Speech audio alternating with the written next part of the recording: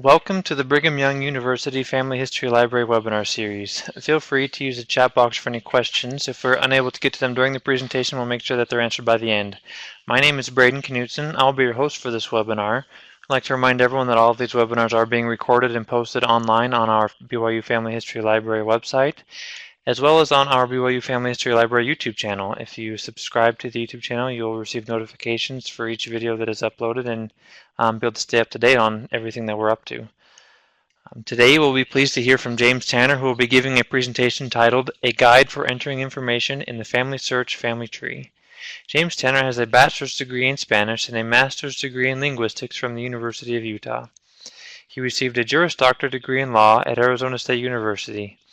He served for 2 years as an intelligence analyst for the U.S. Army and 39 years as an Arizona trial attorney. He has previously owned a retail computer business and an Apple Macintosh software company. James has over 32 years' experience in genealogical research and is an avid blogger of Genealogy Star blog and Rejoice and Be Exceeding Glad. He served for 10 years as a missionary at the Mesa, Arizona Family Search Library and is currently serving at the BYU Family History Library. He has presented at expos and conferences around the U.S. and Canada. James has 7 children and 33 grandchildren. Howdy, this is James Tanner, and we're here again with another webinar from the Brigham Young University Family History Library on the campus of Brigham Young University in Provo, Utah. And reminding everyone that these webinars are recorded and uploaded eventually to our BYU Family History Library YouTube channel on youtube.com, and you can subscribe, and we'd encourage you to subscribe. What we're going to talk about today is a guide for entering information into the FamilySearch family tree. We're talking here specifically about the FamilySearch.org family tree program. And as a preliminary note, all of the examples in this presentation were taken from actual entries in the FamilySearch.org family tree program.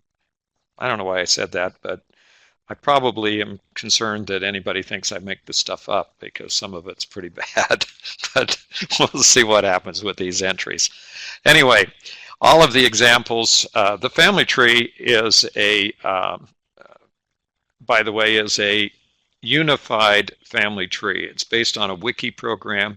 That means that registered users of the program can make changes, add, delete, modify, change any information that's in the family tree. Now this presents to some people a challenge because they are concerned that the whole thing will become a pile of garbage, but that doesn't work because it goes counter to human nature. And all we need to know is that over time, wikis have a tendency to get more accurate than less accurate. And in the case of the FamilySearch Family Tree Wiki, the entries in the tree can be watched by anyone who is concerned. So most of us who are involved in adding information to our portion of the family tree watch all of the entries so that we get a notification once a week from FamilySearch of all the changes that have occurred to our portion of the family tree, those people that we're watching. And I just got mine at the date that we do this, we're doing this particular webinar. I received another email today, which I haven't had a chance to look at yet, but I will go through line by line and figure out what changes have been made, and then if anything has been changed that does not have some kind of documentary support or whatever, I can go back and revert the change, or I can correct whatever's been put in. Of course, then they say, well, what happens if you correct it and then I correct it back or whatever? The answer is that just does not seem to happen very frequently on the FamilySearch research, on the FamilySearch family tree. So it's not quite as big a problem as it is on some other big wikis like Wikipedia.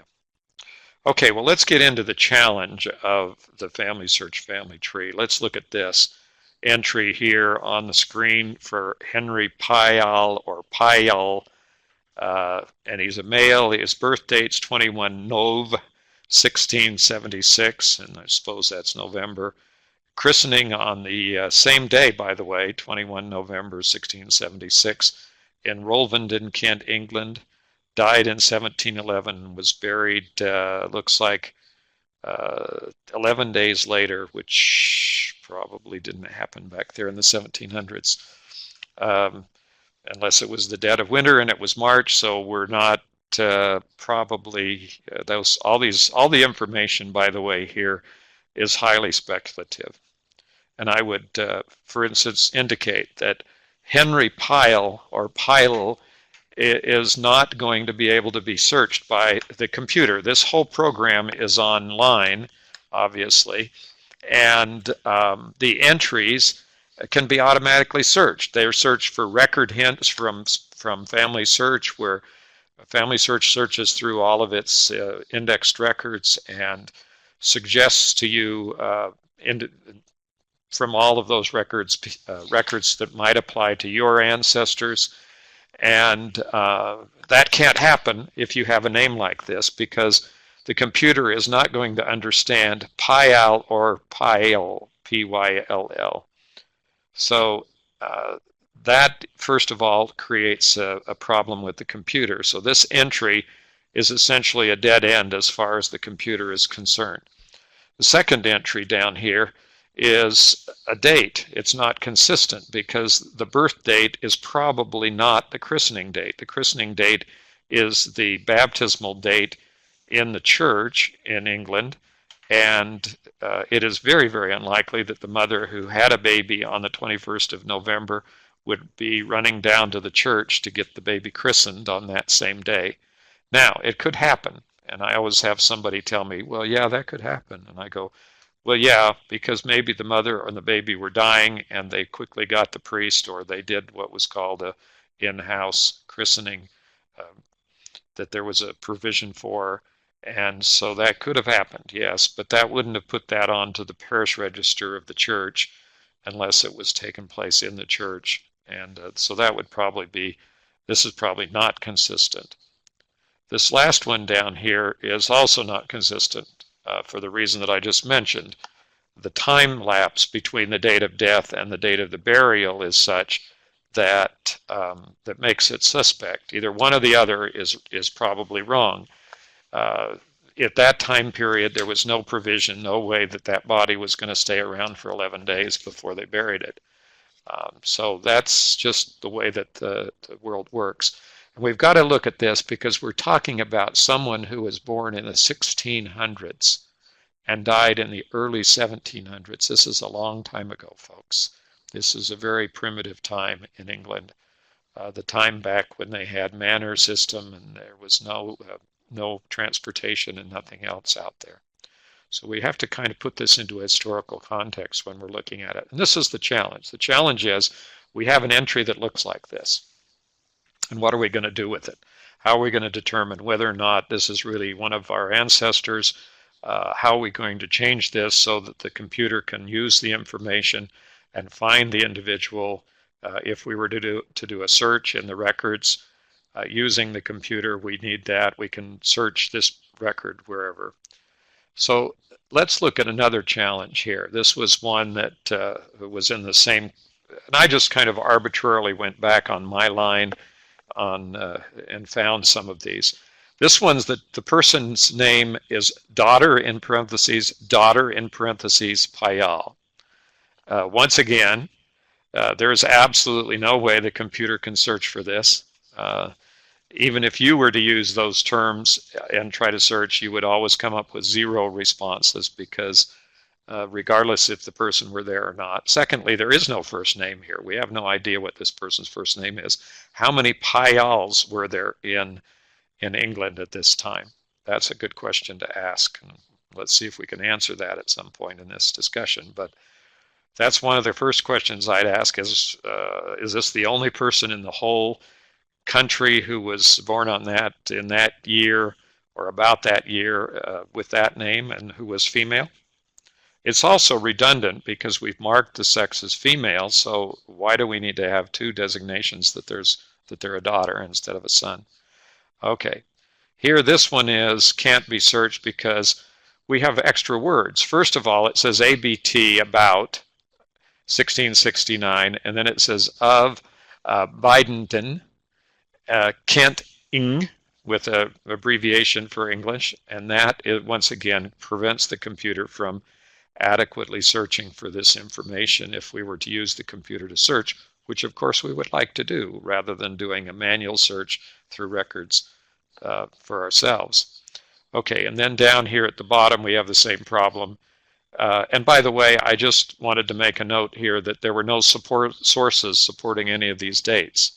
So there was nothing in the family tree telling us where this information came from. So we have no way of going back and checking to see whether or not there was a corresponding record or whether or not this information was correctly copied out of the original record. So that's a problem without, in itself, is not having any sources. So how many piles or piles were there in England at the time? Well, we have a really good program here that's a partner program with FamilySearch.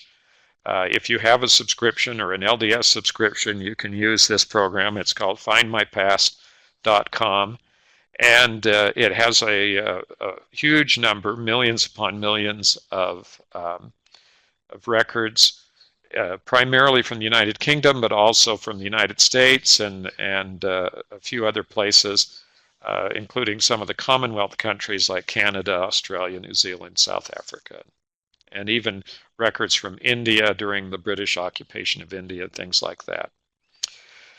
So great program out there for this kind of thing, and what I suggest doing is to go in, put the name for the surname in as a search term, and you go to search all the records for the United Kingdom. Don't limit it to a certain place, just put in United Kingdom as the search area. Put in the last name, no first name, no dates, nothing else, just those two terms. That'll tell you how many pials there were in England. There's a little box you can check that says all alternatives names. In other words, it'll let you do all of the different possible ways of spelling that particular name. Because we obviously have a difference here in spelling, which is not at all as surprising back in the 1600s, by the way. It's absolutely not. So I do that search here. And when I did that research, I got 10 results. Okay, now, given the fact that if I do it on a different name, if I've done the same search on a different name, such as some of my ancestors like Tanners, for example, or Parkinsons, or any of the other English families I can have hundreds of thousands to millions of people in the records with that same name. Here I have 10 people. Now, I can guarantee you something. That is, if they're all in the same place, I am related to every single one of these people. So the question is, how do we figure that out?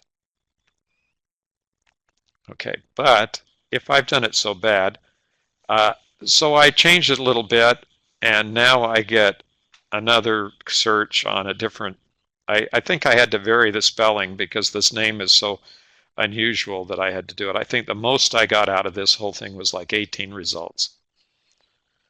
So what am I going to do with this particular thing in order for the information to be put into the program in a format in a way that the program can help me find these people, and that it can help me determine which of these 18 people, if any of them or all of them are related to me. Okay, so in the first case, the question comes up of how do I find and verify the information? I have to do something because there's no sources here telling me where I need to go look to see where the person who put this information in the computer in the first place obtained the information. No sources. That tells me to go on my own.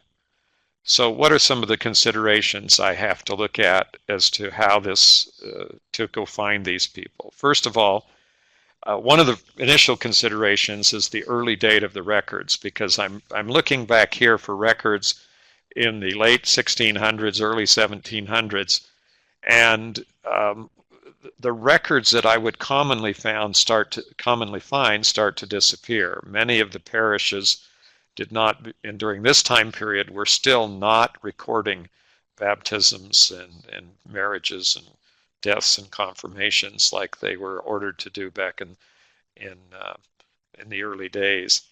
So there's still some time period in here in which, depending on the parish, the records may or may not have been in existence.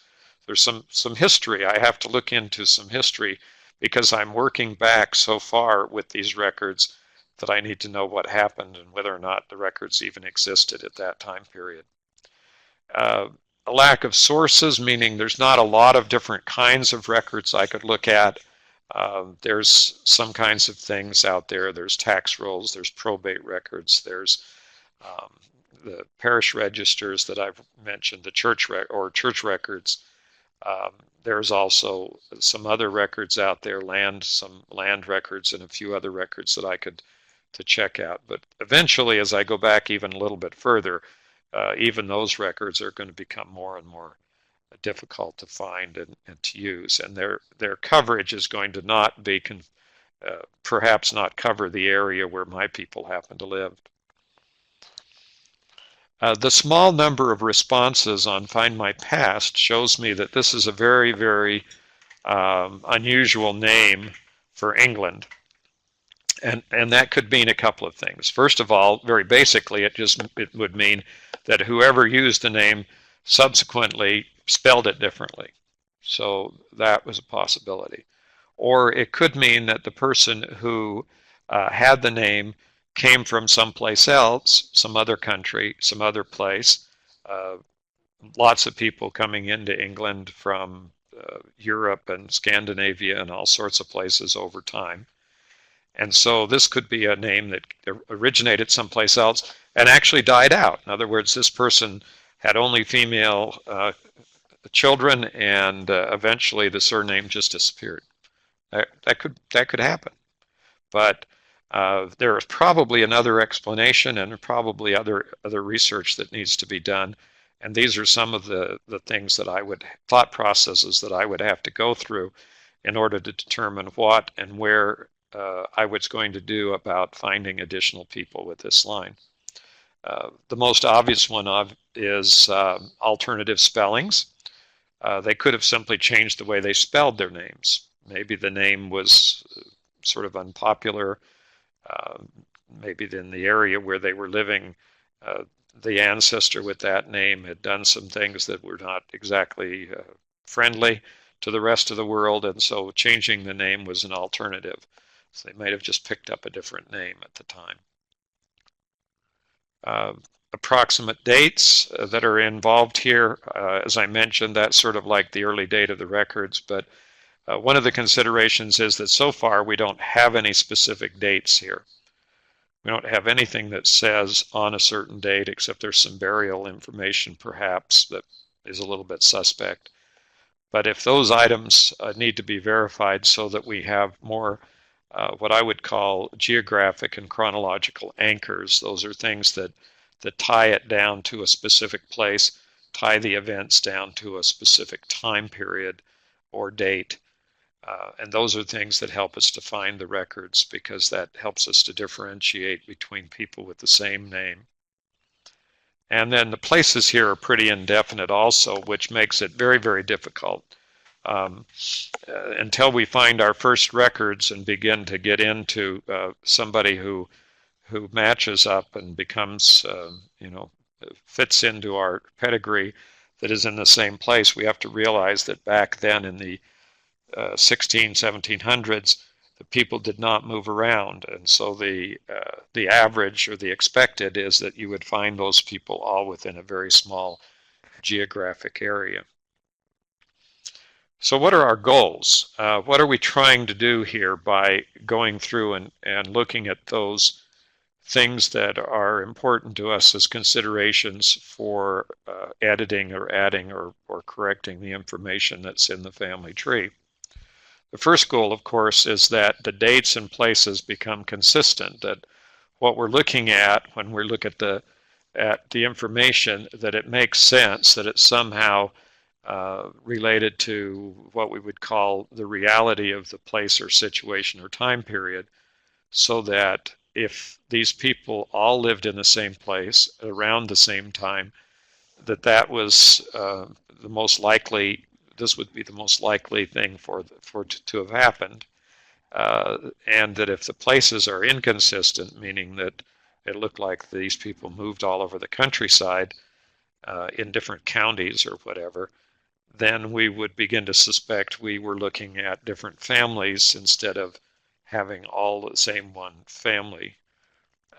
Why would we make that assumption? Well, the main reason we would make an assumption about the location was the inability of people to travel. Back in those times, travel was restricted to people on foot, on horseback, or in a wagon, and there were no railroads, there were no any other mode of transportation except boats or ships, and they were fairly unreliable, especially if they relied on wind power to move, which almost all the seagoing boats did. So basically, we need to look at dates and places as the first important thing to be consistent.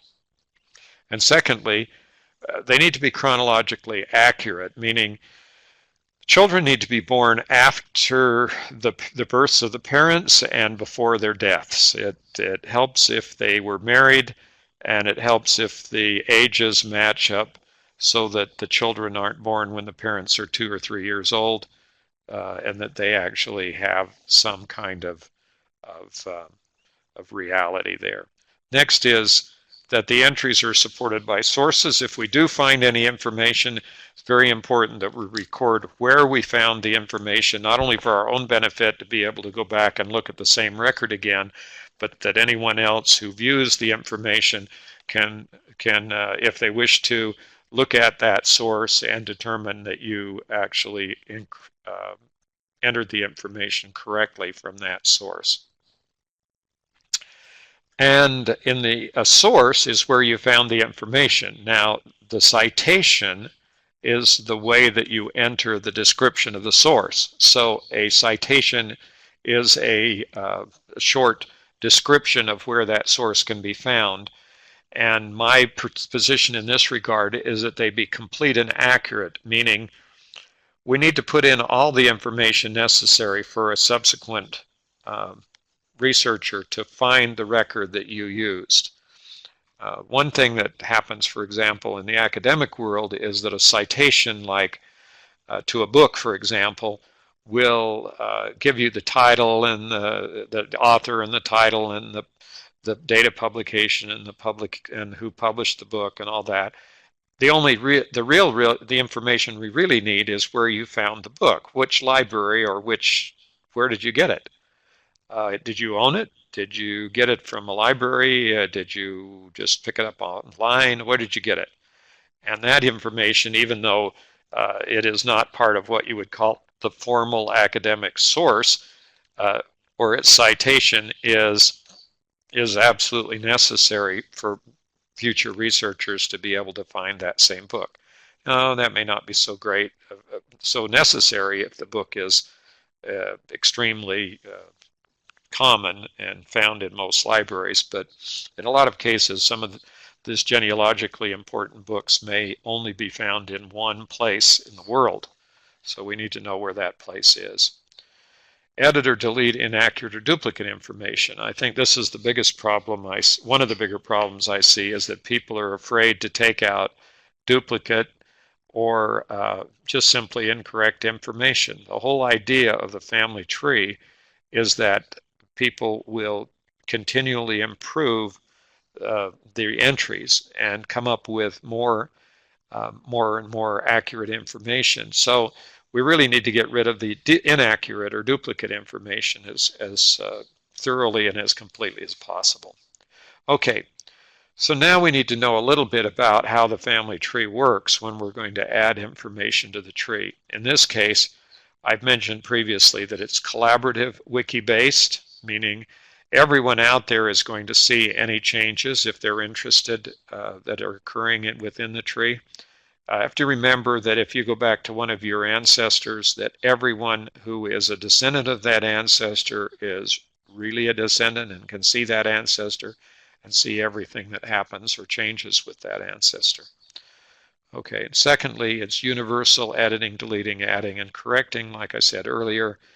And um, the variations that we see here and the extreme variations are in the original data.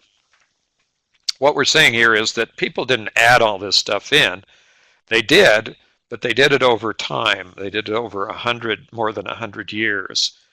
And that all of these is compiled from, the family tree is a compiled record of all of these user contributed pieces of information that have been accumulating in the FamilySearch archives and the predecessors of FamilySearch's archives.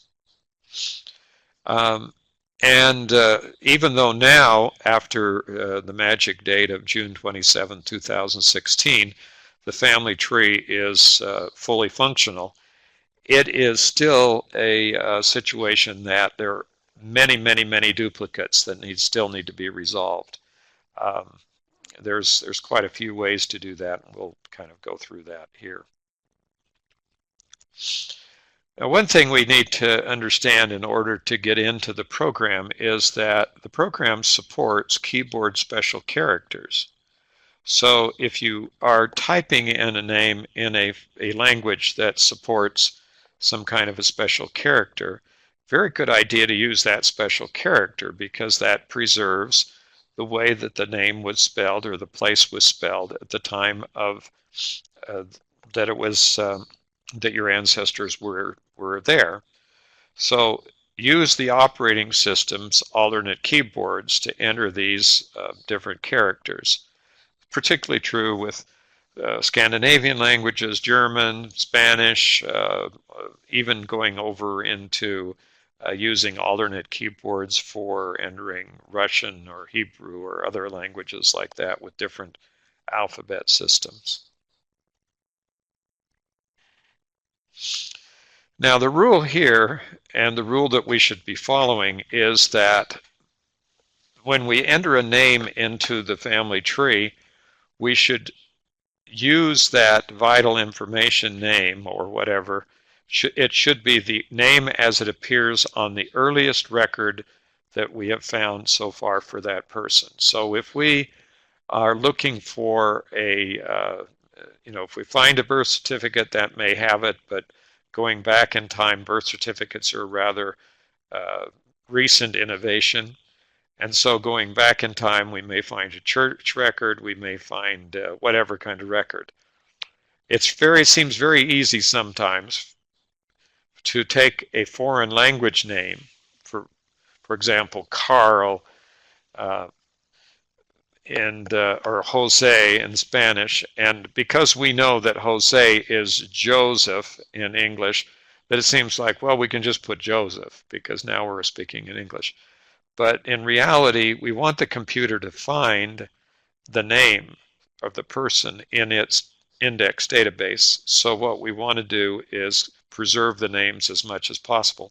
And that goes for all the little marks and things that I was talking about that create new characters or new spellings.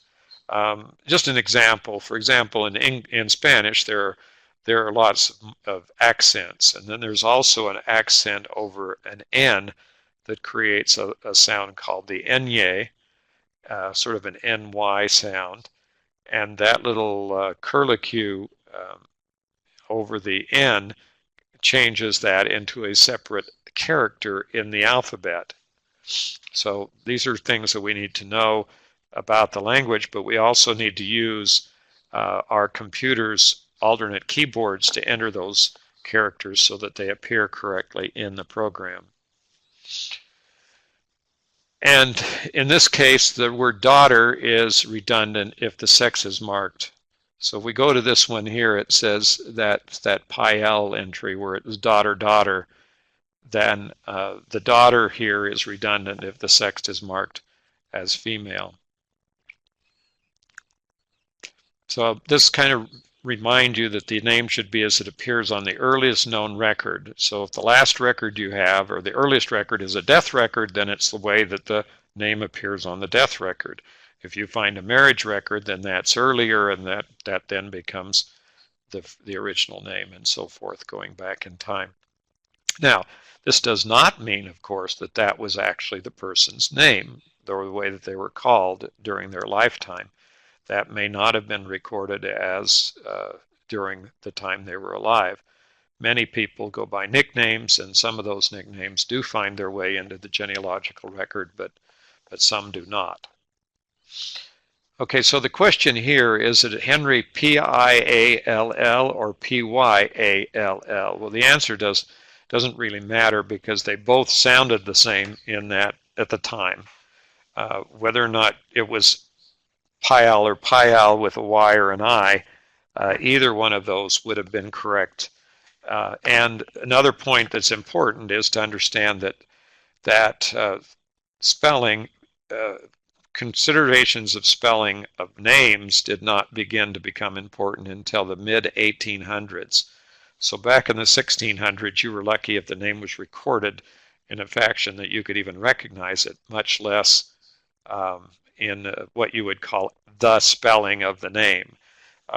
This brings up a point that's important among all genealogists, and that is don't get hung up on the way your name's spelled. Over time, it could have been spelled lots and lots of different ways. So if you are worried so much about, oh, I'm related to these people because their name is spelled the same way, I think that doesn't work. Okay, now how you have to do it in the family tree is you need to choose one spelling as the preferred spelling, and all other spellings appear as alternate names. Now, what happens if you find an earlier record with what you've been calling an alternate spelling? Well, you're going to have to bite the bullet and go back with the earliest spelling, but make sure that all of the alternates are recorded under the alternate names section on the family tree. And if you're wondering about the order of the names, names should always be entered in the order that they are said.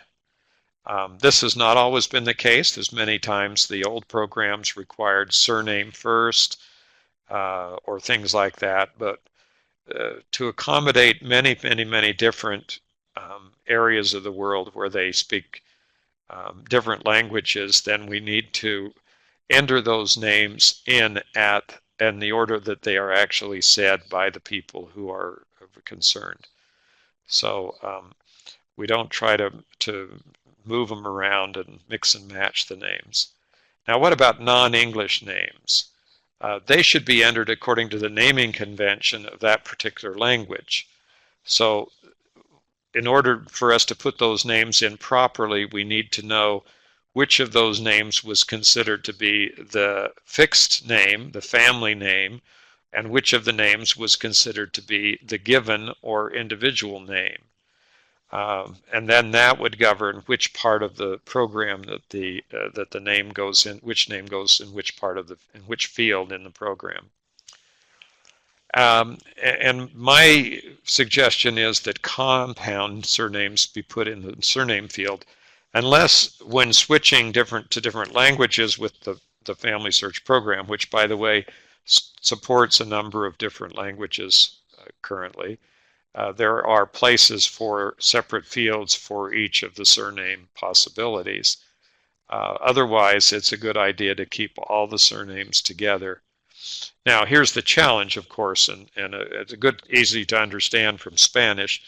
If the person's name was Gomez Rodriguez, for example, say Jose Gomez Rodriguez, then the question would be, is it under Gomez or under Rodriguez? And the answer should be that it's under Gomez, but it could possibly have been indexed under Rodriguez also. So what we have to do is look at how the records are, how they're arranged in the native language, not in English, but how you would look at that name if it were being recorded in that language, and that's the way that it should be recorded.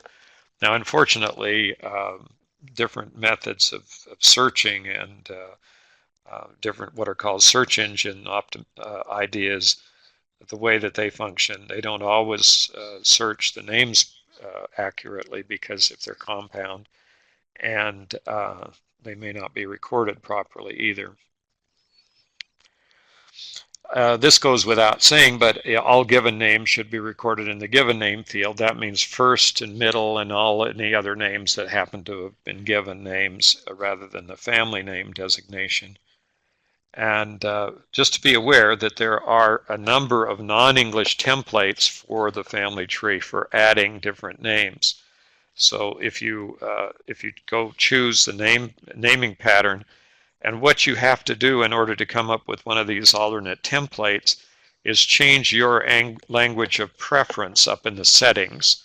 So if you go up to the settings menu up in the upper right hand corner, that's under your name. Click on where your name is if you're signed into the program, and then there'll be an option to hit a settings, and then under settings you'll be able to set your preferred language, and when you do that, then the family tree will adapt the naming pattern for your language if that has been done. There are only a certain number of languages that have had that happen. And if you're getting into this situation where you're doing searches on FamilySearch and there's an issue about which of the compound surnames is indexed and searched, just try searching all the surnames one after another in different combinations, and that would generally get you around the problem of which one was actually indexed. Now, this is a long list of general news rules for the naming, for entering names into the family tree. And it's found in entering names in the family tree in the help menu. The help menu is up in the upper, in the get help link in the upper right hand corner of the screen. And it says get help. You click, you go to the help menu, you type in, you click on the family tree icon to take you to the family tree help, and then type in entering names in family tree, and you'll come up with this list if you wish to review it. But we're going to go through it and make some comments, because the idea here is to understand how these names should be put into the program and what are we call naming conventions that are used by this particular program, the FamilySearch.org family tree. Okay, so this is the article. Once again, go to the help menu, search for under the family tree icon, then search for entering names in family tree, and you should find this article fairly quickly. Okay, so now we're going to go through some of the general rules for entering names. First of all, add each part of the name in the appropriate field. Now, I've already talked about this with surnames and given names, but there's sometimes a field for middle names given, and if there is no field for a middle name, then the default should be that the middle name, if there is, or middle names, if there are more names, should all be added to the given name field. The difference between the given name and the surname is the given name is the name of the child given at birth. The surname is the family name that's preserved from generation to generation. Now, what happens if you have patronymics, where there is no real surname, but the child's surname as it appears is the parent's first name with the designation either son or daughter. Now, patronymics are generally found in all over the world. Almost every language originated with or originally had a patronymic system. So we need to be aware of that naming pattern, but the rule is still the same. The names that are preserved as family names go in the family name section in their order, and those that were given as individual names or for identification purposes of the person go in the other fields that are available. Do not use the word or between names. Any word you put into a computer form, such as the family tree, will then be considered in that context.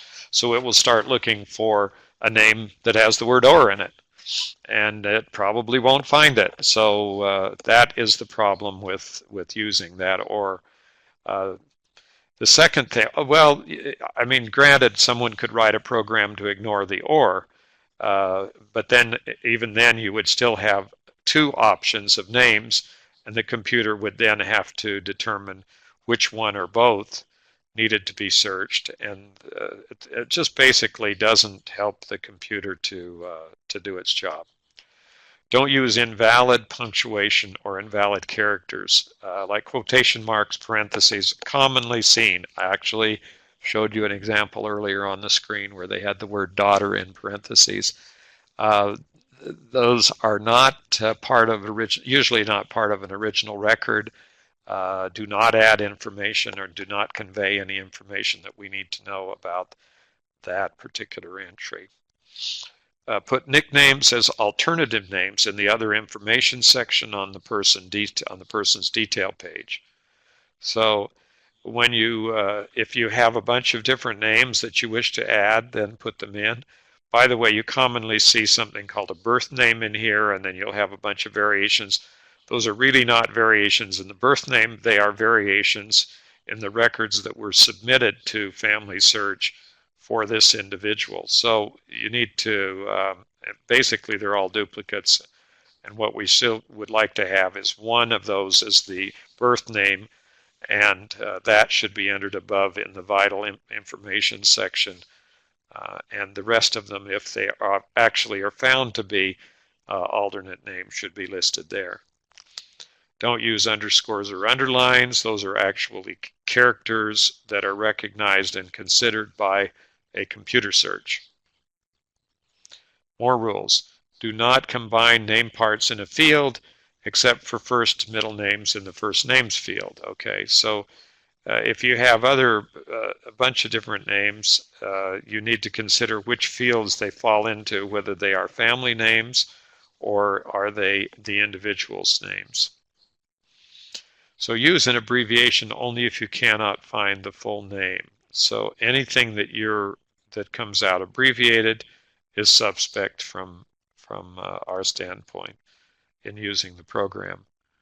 So what we need to do is expand all those, and if there's an abbreviation that is not expandable for some reason because you can't understand what it is or where it came from or whatever, then I would suggest making a note to that effect that goes along with that entry. Okay, previously in old programs like Personal Ancestral File, the preferred surname was marked with vertical slashes, and the slash mark was the way you would know that was the name, the surname, as opposed to all the rest of the names that were entered in. There probably should be a method of marking the name that is actually indexed, so we know where to go to look for these people, but this slashes are a holdover from the past and should not be used and should all be taken out and edited out. Now, if you're going to put a title on, like colonel or captain or whatever, make sure you add it. Do not add a title without a first name. So don't put in Captain Smith, because that will then be assumed that Captain was his first name, not his title. So that's not a way to do it. But if you have a first name, then put the title in the title field. And in this case, that should be done in any language, or for clarity, spell out the titles if possible. In other words, if you think there would be some concern about whether the title was a name or not a name or whatever, just spell it all the way out. Doctor spelled out instead of DR period or whatever. More rules. You didn't believe there were this many rules for names, did you? Well, anyway, there are. Do not enter a suffix like senior, junior, or in any field except the suffix field. There's a field for suffixes, so put those into that field. Don't put them in the regular name fields, or you'll create a problem. And use the maiden or birth names of a female for her last name. Don't use her married name. We don't use Mrs. Smith anymore as a name. It's possible, it's allowable in the program, but it's not a good practice.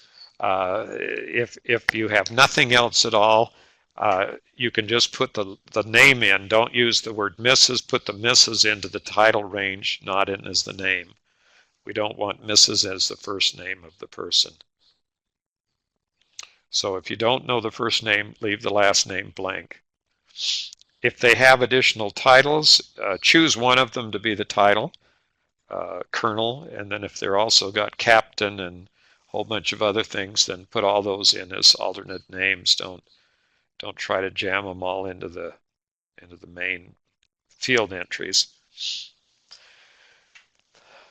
This is one that is another holdover from the old personal ancestral file and some of the old programs, and that is, and even off of family group records, where this comes from, old family group records back in the days when they were submitting those paper records to FamilySearch and its predecessors. So don't enter the surnames in all caps. Use appropriate capitalization as far as possible. Do you think we were going to run out of rules for names? Don't get worried. We never will. For name changes during the life of an individual, see this: ancestor changed name during the lifetime. Now, remembering that these webinars are put up online on a video. There is a thing called a pause. You click the little button and it goes into 2 bars. That means it's, paused. So if you can't write this down fast enough, don't worry about it. Come back later, get on YouTube, look it up, slide the bar over if you don't want to listen to the whole thing, and copy it out. But the number here is 67265. That's the number of this Help Center article. And it talks about all of the considerations for what happens if somebody changed their name during their lifetime. There's also another article on the help menu called Names in Vital Information and Other Information in Family Tree. If you want to find these Help Center articles, what you can do is go to the Get Help, go to the Help Center, click on the Family Tree icon, and then just start typing in part of this title, and you should find a list. They should produce a list of articles, and this one probably would be part of it. So even if you just get part of it, of a title, you can usually find from the subject of the title, you can find all the articles that talk about this. Now, one thing about referring to these Help Center articles is that the Help Center, as the program evolves, so does the Help Center. So there could be changes, and some of these articles are updated and changed and replaced with new ones. And so looking for this kind of information on names will give you some background in out of the Help Center. Will give you the complete background to all this information. And this is kind of a general rule, and is that you enter the names of an individual at birth in the vital information section. Everything else goes in the other information section, unless they legally change their name, and then the birth name may change because they've legally changed their name. All sorts of things can happen here. One thing to be cautious about is names that are somehow acquired over time that actually were never used during the person's life. So my ancestor's name, as if you look at any of the pedigrees or books or whatever, was John Hamilton Morgan. The interesting thing is that Hamilton was never found, has yet to be found, as a middle name in any of the documents where he signed. So he could have been called that. We don't know if there's a birth record that shows that. That's still an up in the air problem, but there is a question about whether Hamilton was a name that wasn't added later. that happened to be his mother's maiden name. Now, this kind of information is important because sometimes when people got involved in government activities in the United States, and particularly, they were required to have a middle name, even if they weren't given one at birth. And so many men who went in the Army in the beginning, even in the Civil War and after, were given middle names simply for the purpose of differentiating them from all the other people with the same name. So this is what I just explained, and this is some information here on the screen. If the person was given the name of Elizabeth at birth, but went by Betty all of her life, enter one name in the first name in the vital information section and the other in the alternate names section. You can do whatever you want. It's up to the families to decide which name is going to go in the primary vital records place. And if the majority of the record sources were in a certain name, use the name in the vital information section and note the other names in the other information section. So if your ancestor's name was John, and during his entire whatever, and during his entire life they called him Jack, then put Jack there so people can find him, and then put John down as the alternate name and put a note that said this is the birth name. There's always a way to reflect what is the best way to handle those situations on somebody whose name was one. I have an ancestor whose name was Joseph, who was called Joe all during his life, and even has Joe on his grave marker on his tombstone. So it was pretty hard to find him because I kept looking for Joseph, and finally figured out that if I looked for Joe plus his last name, that I'd find his name. Here's the other information. Now in this case, I'm showing that this Henry Pyle guy has a whole bunch of different birth names. Now all of these are not his birth name. In fact, we haven't even found a birth record for him. We probably won't find a birth record. We'll probably find a christening record if we do find a christening record. And however the name is spelled on the christening record is how we're going to end up spelling that name. But meanwhile, these are not alternate birth names because we don't have alternate birth sources, so they are all duplicates. And they're only caused by people submitting this name multiple times to FamilySearch. So these are all duplicates from multiple submissions unless they're records showing the variations.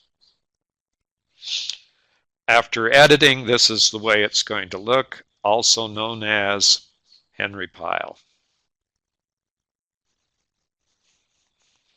Okay, now we're going to talk about standardizing dates and places. This is a lot more simple than names, folks. Don't get worried. We're not going to go on here forever.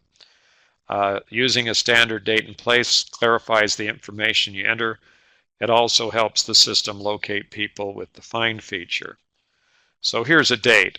ABT period 1643. We have of Bidenden, Kent, England. Okay. About and of can both be used, but needs to be standardized. So we're not disputing the fact that you can say about 1643. That's valid. But we have to make sure that's a standardized about, not and whatever happens to be put in. And it's likewise with an of, it also needs to be standardized. So here's what happens when you click on that date and click on edit. You get a suggestion that says the standard would be about spelled out with the date, and the place would be Bidenden, Kent, England, United Kingdom. So how do you get it to say about? Well, first of all, that United Kingdom one, as a matter of fact, this is a suggested one, is wrong, because 1643 would have been before there was a United Kingdom. You just happen to have to know this kind of stuff. It might help if you memorized a few dates, but it's helpful, especially in things like when was the Revolutionary War, when the United States began, when did England become the United Kingdom, things like that. They're always helpful to know. Okay, in this case, change one letter or number to edit the entries. There's another way to do that, and that is to click right after the name or right after the date and hit the space bar, and then it will bring up some suggestions. So there's two ways to do that. and then click outside the box to accept a non-standard entry. Now, I just recently did a blog post on this, standardized dates, and the process of clicking outside the box is correct, but there's a whole bunch of different considerations. That is that the entry in the suggested standard date place could be correct, but it might not be exactly the way that the place appeared at the time of the event, but it may be geographically correct. But it's got to be verified that you have the geographically correct place. So Biden and Ken, England, United Kingdom may be geographically correct, but my guess is that there's also a standard date for Biden and Ken, England without the United Kingdom. The of part is not going to be considered to be standard. If you want to keep the of because of the fact that you're not certain, then clicking outside will in a sense preserve that as an alternate way of keeping the place, but will key it to the geographic location of Biden and Kent. So if you're entering a date, place your cursor at the end of the date or place and press the space bar if you're entering either a standard place or date. So once I do that, the dates, all dates like this should be uniformly expanded. So when I click outside, then I get the expanded date, and I can save that, and then it looks. So any abbreviated dates and dates with all numbers, for example, are not standard and should be created correctly. So check the dates. In this case, he was born on the 18th of March and christened on the 8th of March. Probably didn't happen, I don't think. But I would think that you would want to make sure which one was which, and of course if they haven't given you a source, that means you're going to have to be doing some research. But my guess here is that's either a typo, or they've got them reversed, or neither one of them are correct, or they're both, they're both incorrect, or whatever. But it's unlikely that they both occurred on the same day, and so it would be a good idea to check. Now, back in that time period, by the way, they didn't record birth dates very frequently. It would be very, very unusual if you had a birth date. The birth date is not going to be present. In other words, that's not a reasonable birth date. Now, you could argue, you say, well, it could have been christened in 1683, so we could put the birth in 1683. And the answer is, yeah, except not all people were christened when they were shortly after birth, and these people could have been christened when they were old. A lot of people got christened when they had to, when they got married, and so forth. And so we don't necessarily think that that christening date relates to anything that definite about the birth date. Places should be recorded as they existed at the time of the event. So whenever this event occurred, that's when you record the place. They should be strictly arranged from the smallest geographic designation to the largest. So the house, a farm, a parish go before the county, go before the country, go before the larger geographic area. So if I were talking here in Provo, Utah, and I was talking about this place from a genealogical standpoint, a person born here would be born in Provo, comma, Utah, which designates the county, Utah County, comma, and Utah. So it would be Provo, Utah, Utah. Now, we also do not include the word county in any county designation. So if you see the word county, take it out, because that also confuses the computer and everyone else. Here's the magic date, United Kingdom 1707, United States 1776, although that is not even strictly true. That is, if you want to get arguing about history, you would put in 1782 when the Constitution was accepted and ratified. And if you want to get really strict, you go to 1786 or 88 when they actually started getting it settled with England that they were a separate country and that we were actually doing business as the United States of America. Oh, well, we use 1776 because it makes life easier. But it really is important to designate. What do you say about the United States? Oh, I've seen a lot of different variations, but I think the British America is probably one that I've seen. And then I've also seen British colonial America, and I've seen colonial America, and I've seen a lot of different things, but they all designate where that it was before that.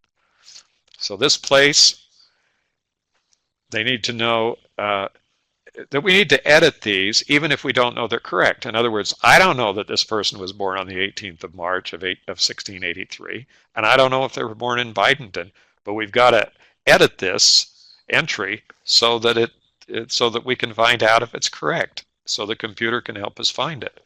So we take out the abbreviations, we standardize what we can, and that helps us to get over the problems with having everything consistent. So here's after it's been done. It looks like this. So it'll be 18 March and Biden and Ken England. And then you can have something that looks like this. When I was doing this, I said, give me a good example. I asked my wife to give me an example. I went actually into her family tree and got this. And then she looked at it and she says, oh, that's simple. I know where that is. It took me probably a good 15 to 20 minutes to talk her through the process of figuring out where this was and to get it correct. This is really an extreme example from my standpoint. I mean, I really had a time trying to figure out where this was. And you might have to do some research, which is what I did, to even figure out what this was. I had no idea. Okay, it comes out. Here's another one. Okay, this was another one, and this is one that I kind of tackled. And I thought, yeah, I'll try this. What is it? And it turns out that these all come from paper family group sheets. In other words, this was written back in the days when they had a little squishy space to handwrite in the information, so they abbreviated everything. And these are supposedly standard places. Now the first, the O, happens to be a farm in Sweden. The Berg Hartum, as it is the parish, and the GOBH is the district or county, and then the last, of course, is Sweden.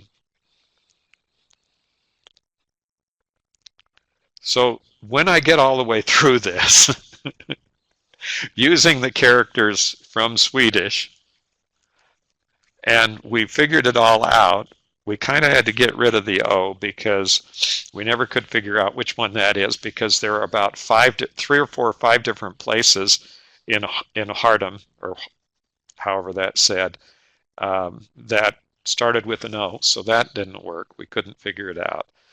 So now this is the closest thing we have. And you'll notice that we're using the right numbers and everything. Now, why is this important? Well, first of all, the top one up there is just not right. It's not even correct. It's not even the place. It's not a place. So that's why we have to start in here. And by the way, Hartum was transferred to Augsburg in 1971, and the county changed to Västra Götaland. So, you know, it's not all correct now anyway, because we have a different district and or parish, and then a different, no, that's actually a district to the county. So we want to have Ashford place names because they pile up according to the place. And if we're not in order, and if they're not piled properly, then they don't work out. You can't start with the country and then throw in a county and then perhaps throw in a farm name or something and have us be able to find these people ever. So all of this is absolutely essential to the integrity of the family tree. We really need to get in here, clean up this stuff so that this information is accurate. This stuff had anything to do with your opinion about what's right, what's wrong, who it is, where they are. But if we have all the places, regularized, then we can at least go in and do the research and find out if it's correct. Otherwise, we're stuck. So I was helping someone the other day, and we were running into all these kinds of problems of correcting the entries. And finally, I just said, hey, let me give you my help. Why don't you give me your helper number so I can go in here and correct all these entries so we're not sitting here while you watch me correct all these entries. Let's do this efficiently. So that's kind of where we are. And while we're thinking about it, let's merge all the duplicates out there so we don't have a whole bunch of extra people sitting around. And that's basically the story today. Thanks for watching. This has been another BYU Family History Library webinar. And remember, all these are posted up to our BYU Family History Library YouTube channel. And if you search for it, you will find us. Thanks for watching. Thanks, James, for the wonderful webinar. We're always grateful for the effort that you put in for us.